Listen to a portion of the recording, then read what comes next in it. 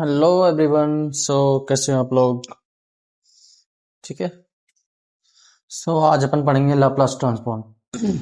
Laplace transform के बारे में, उसकी ट्रांसफॉर्म जानेंगे, बेसिक ट्रांसफॉर्म। ठीक है। Laplace transform. ठीक है।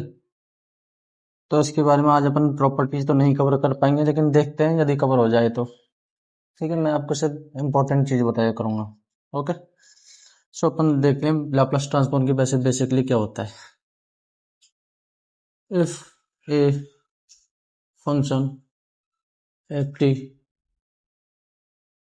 defined for positive values of t, then Laplace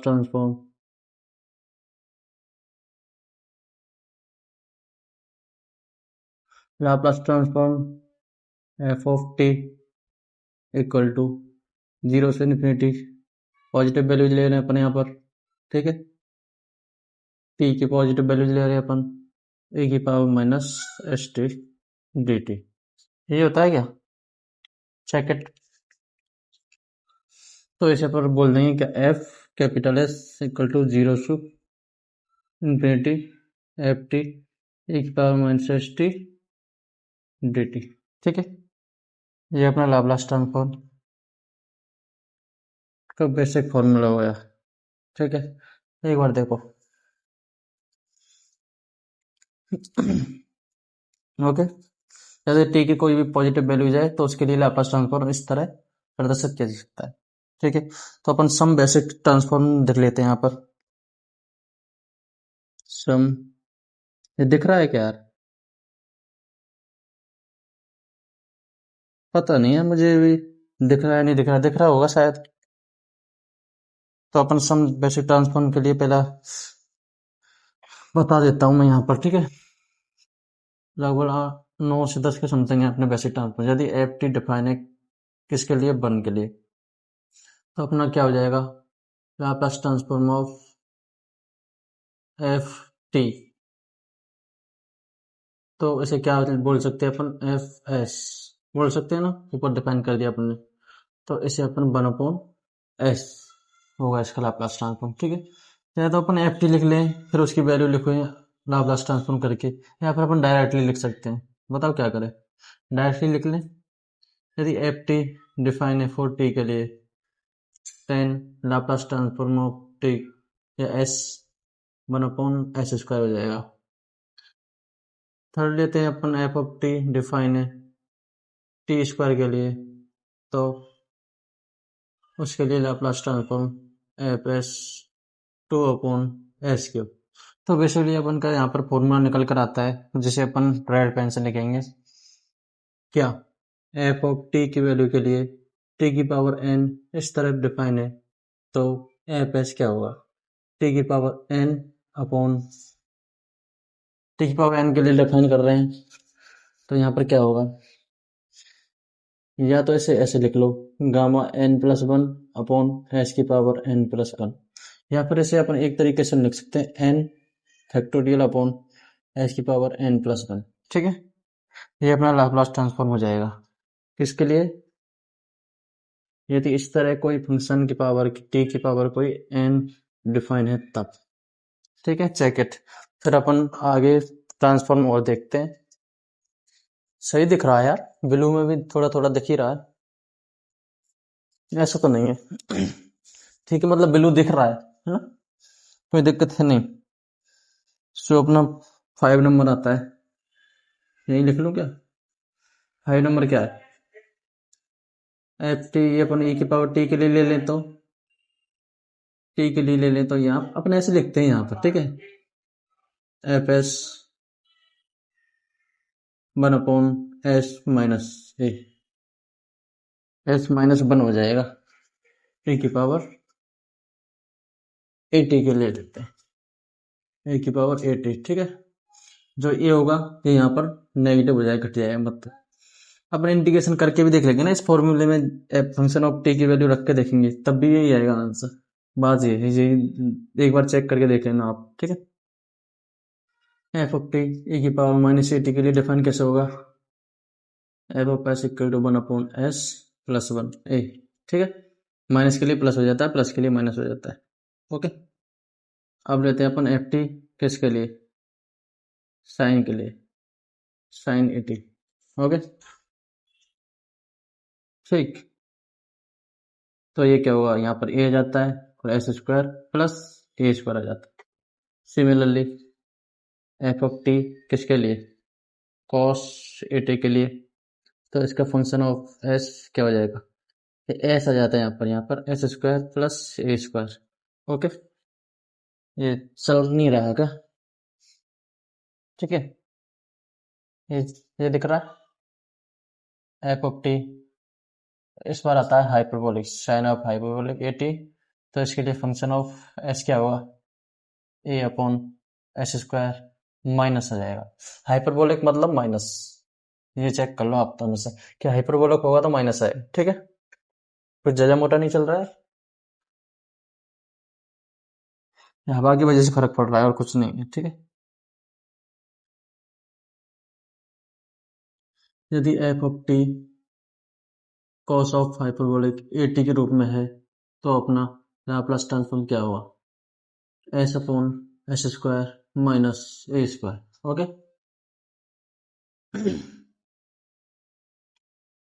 अब 10 ट्रांसफॉर्मेशन हो चुके हैं और बेसिक कोई ट्रांसफॉर्मेशन होगा तो अपन लिखाएंगे अलग से। और क्या है,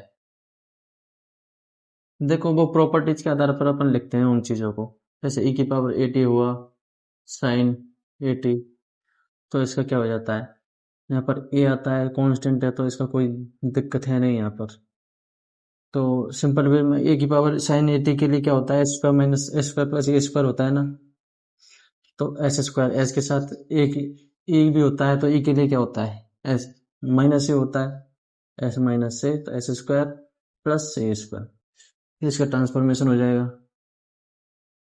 फिर इसके लिए लेते हैं अपन ए की पावर माइनस ए टी, ऐसे तो बहुत सारे हो जाएंगे आज,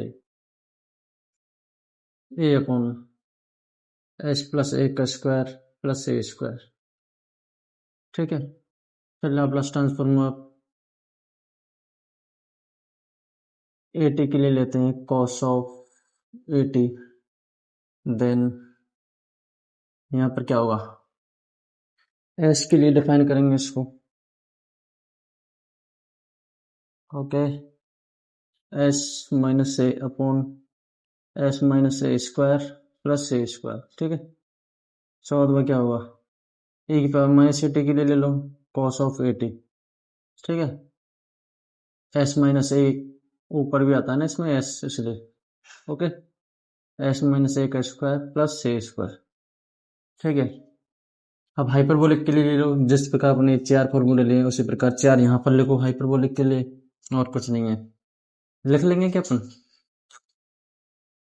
चलो लिख ही देते हैं, ए अपॉन या माइनस आ जाएगा और कुछ नहीं है यार, माइनस ए स्क्वायर, ठीक। सोल्व क्या होगा, ए की पावर माइनस ए टी के लिए sine hyperbolic a t, a upon s minus a का स्क्वायर माइनस ये प्लस है ना स्क्वायर, ठीक है।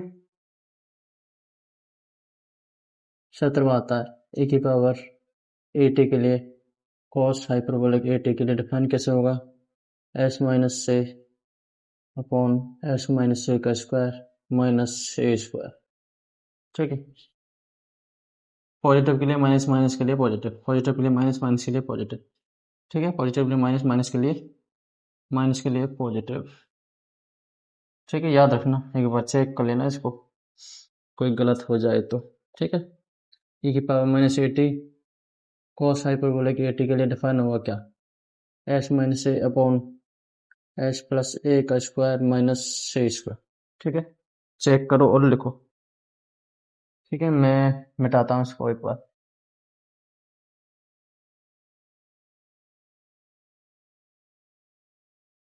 अब अपना आता है एक डग डेल्टा फंक्शन के लिए, फोर डग डेल्टा,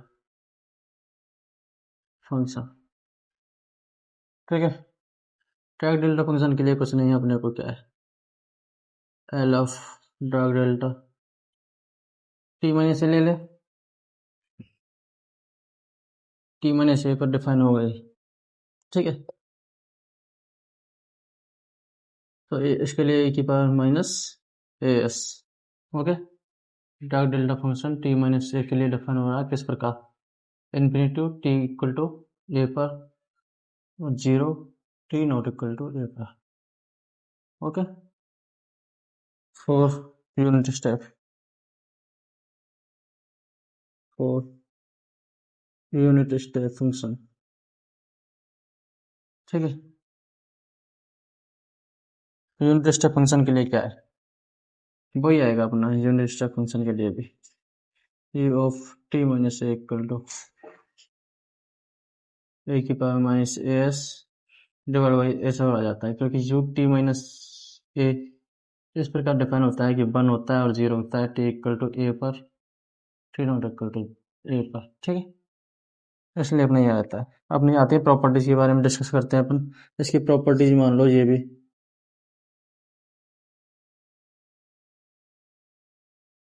ये कम दिख रहा है क्या यार, शायद। देखो प्रॉपर्टीज के बारे में अपने पहले प्रॉपर्टीज आती है यहाँ पर, linear properties, linear property. Linear property में यदि इस प्रकार L1 फंक्शन ऑफ ए के लिए इस प्रकार डिफाइन है, तो इसका लाप्लास ट्रांसफॉर्म क्या होगा, F1s। F2 के लिए इस प्रकार डिफाइन है, तो इसका F2s होता है। ठीक है, तो दोनों के लिए अपन ए से मल्टीप्लाई कर देते हैं इसके लिए, तो F1t प्लस A2F2t। इसका लाप्लास ट्रांसफॉर्म करना है अलग अलग, तो इसका A1 F1s हो जाएगा प्लस A2 F2s हो जाएगा। ठीक है, ये अपनी लीनियर प्रॉपर्टी डिफाइन हो जाती है यहाँ पर। फिर दूसरी प्रॉपर्टी आती है क्या, शिफ्टिंग प्रॉपर्टी ले लें। शिफ्टिंग प्रॉपर्टी, स्केल चेंज ले लेते हैं। शिफ्टिंग प्रॉपर्टी में दो प्रॉपर्टी है अपने को, तो उसके बाद अपन वहीं पर लिखेंगे उनको एक साथ। ठीक है, scale change property. Scale change property के लिए क्या होता है, स्केल चेंज प्रॉपर्टी में क्या होता है, एल ऑफ फंक्शन ऑफ, यदि फंक्शन इस प्रकार डिफाइन है ए एस के रूप में, ए टी के रूप में। ठीक है, इस प्रकार ही होगा, तो वन अपन ये बाहर आ जाएगा, एफ ऑफ एस अपन आ जाएगा। ठीक है, अब अपन पढ़ेंगे शिफ्टिंग प्रॉपर्टीज के बारे में। एक बार इसको लिखो, लिख लिया। ठीक है,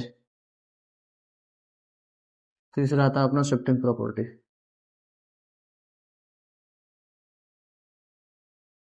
रेड रेड मैच कर रहा है ना, मैच करेगा क्यों भी नहीं। शिफ्टिंग प्रॉपर्टी यदि अपने इस प्रकार डिफाइन है कि एफ ऑफ टी माइनस ए, और ये फंक्शन यू ले लो या फिर फंक्शन ऑफ फाई ले लो, टी माइनस से। ठीक है, इस प्रकार डिफाइन है, तो अपना ये क्या होगा, ए की पावर माइनस ए से भरा जाएगा, और माइनस ए तो भरा जाएगा, लाप्लास ट्रांसफॉर्म ऑफ एस हो जाएगा। ठीक है, ये अपनी फर्स्ट शिफ्टिंग प्रॉपर्टी होती है। फिर आती है अपनी सेकंड शिफ्टिंग प्रॉपर्टी, जो कि इम्पोर्टेंट है। अपन इसमें एक चीज और डिफाइन कर सकते हैं फर्स्ट शिफ्टिंग प्रॉपर्टी में। देखो, इसे भी शिफ्टिंग प्रॉपर्टी बोल सकते हैं अपन, नहीं तो बेसिकली ये अपनी सेकंड शिफ्टिंग प्रॉपर्टी होती है ना, उसमें डिफाइन होता है। देखो, एल ऑफ ई की power minus a t f of t equal to f of s plus a, ये अपनी शिफ्टिंग प्रॉपर्टी होती है, और इसको अपन डिफाइन करते हैं सेकंड शिफ्टिंग प्रॉपर्टी में। ठीक है तो यही है सेकंड शिफ्टिंग प्रॉपर्टीज, जिसका अपना पहला पार्ट ये हो जाता है। ठीक है, दूसरा पार्ट अपना होगा किसके लिए? एल ऑफ इस प्रकार डिफाइन है यदि एफ ऑफ सिर्फ टी है और function of t minus a है, तो इसको अपन क्या लिख सकते हैं, e power minus a s होगा और L of f of t plus a के रूप में डिफाइन हो जाएगा। ठीक है, शिफ्टिंग प्रॉपर्टीज के ये हुए हैं प्रॉपर्टीज। ठीक है, तो अपने shifting property, second shifting property दो प्रकार की होती है। ओके, जैसे अपने डिफाइन कर दिया है। हो गया, 5 आता है अपना डार्क डेल्टा हो गया, यूनिट स्टेप हो गया, शिफ्टिंग प्रॉपर्टी हो चुकी है अपनी। एक पीरियोडिक फंक्शन आता है, मल्टीप्लाई बाय टी एन कर लो, टी की power n multiply by t N,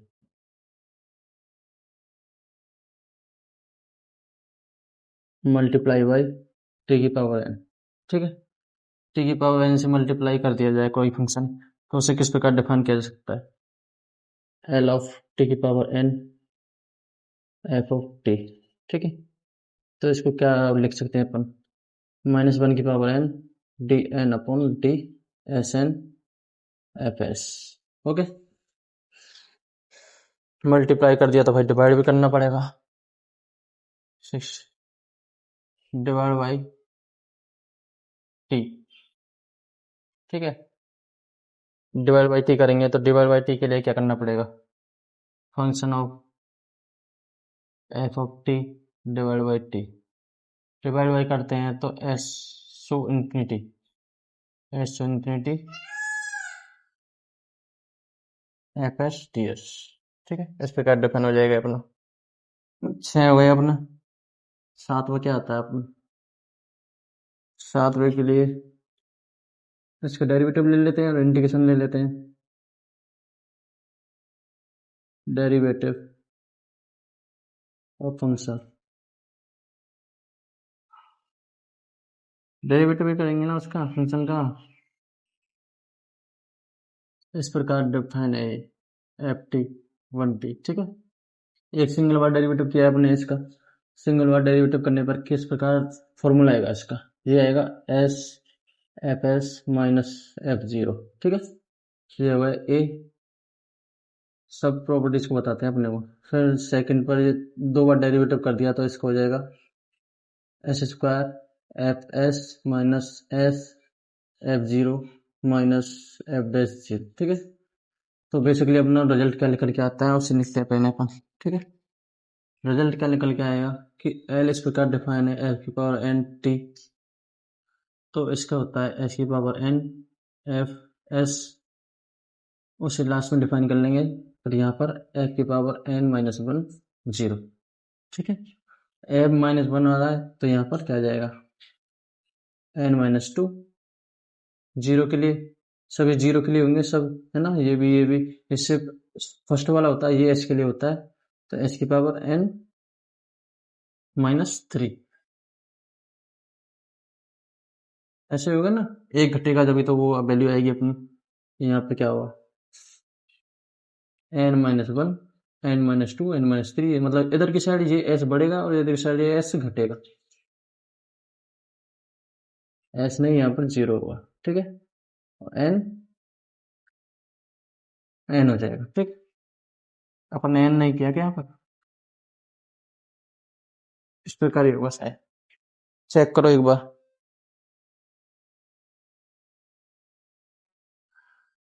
हाँ तो कहाँ थे, हाँ ये तो सेकंड के लिए अपना अप्लाई कर दिया ना, और यहाँ पर ये n क्यों आएगा, जब अपना एफ एस के लिए यहाँ पर है तो एफ एन के लिए यहाँ पर कैंसिल आउट हो जाएगा, मतलब 0 1 हो जाएगा वैल्यू। ठीक है, फिर आता है अपना 8वां क्या, डेरिवेटिव हो गया, डिवाइड हो गया, इंटीग्रेशन हो गया। अब आता है अपना periodic function, for periodic function, मतलब टी की कोई भी वैल्यू हो, टी मतलब टाइम, यहाँ पर टाइम के लिए, तो इसे यदि कोई फंक्शन इस प्रकार डिफाइन है तो function Laplace transform f t equal to क्या होगा, 1/e की पावर माइनस एस टी, 0 से टी हो गए। ठीक है, एफ टी e की power minus s t d t. ठीक है, यही होगा क्या? ठीक है, लिखो।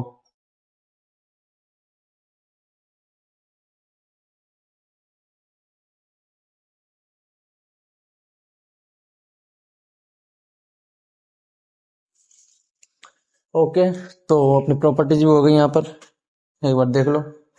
तो अपन मिलते हैं नेक्स्ट लेक्चर में, ठीक है, क्वेश्चन के साथ। Thank you.